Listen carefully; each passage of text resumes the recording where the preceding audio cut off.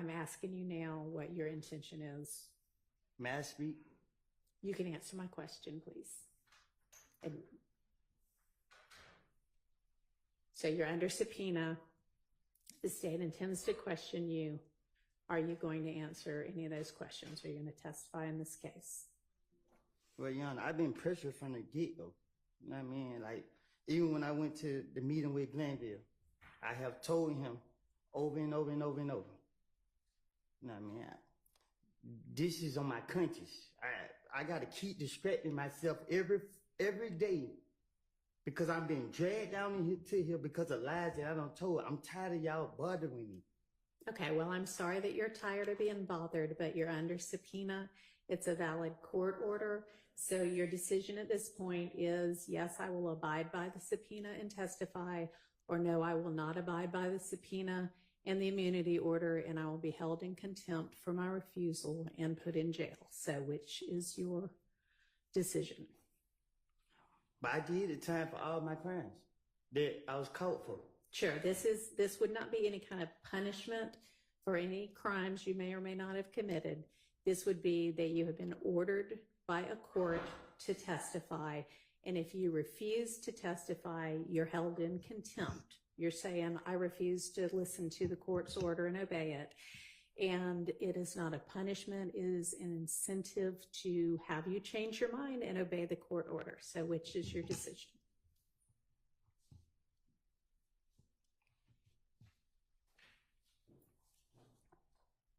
Can you explain it to me? So we talked about it. It's the same thing that Glenville doing to me? It is the same order that is still in control. You have a subpoena for your testimony. That is a court order. You also have a court order that says anything that you say can't be used against you other than if you get on the stand and lie and it amounts to perjury, you can be charged with that or with false statements. But if you refuse to testify altogether, when you're under a court order to do that, then that is considered contempt because you're saying, I don't care what the court has ordered, I'm not going to do it, and then you'll be put in jail through the end of this trial. Or until you decide, you know what, I think I will testify after all. So let me, Yana, I'm telling you to your face, you just said that something about it, they can lock me up for lying. I'm telling you to your face, this is all I do. And you're telling me that they can lock me up if I lie. But if I sit here and testify, so the E-way I'm going to jail. No, not with regard to anything that you might testify to that might otherwise admit to a crime or admit to your involvement in a crime. That's what the immunity order does. And I'm sure Mr. Melnick has explained this to you, and I know I've explained it previously, but none of that is going to result in you being put in jail because they cannot use that evidence against you to prove any of those crimes that you might incriminate yourself about.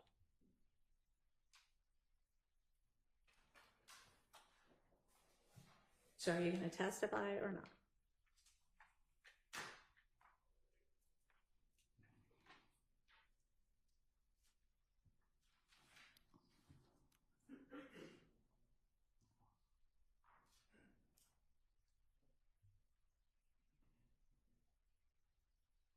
Do you want to talk to Mr. Melnick again? No? Okay.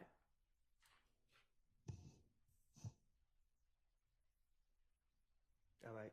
Okay. All right. Thank you. All right. So I'm going to have you step out for just a minute while we get the jury in. Mr. Melnick, if you could step out with him, please. Just so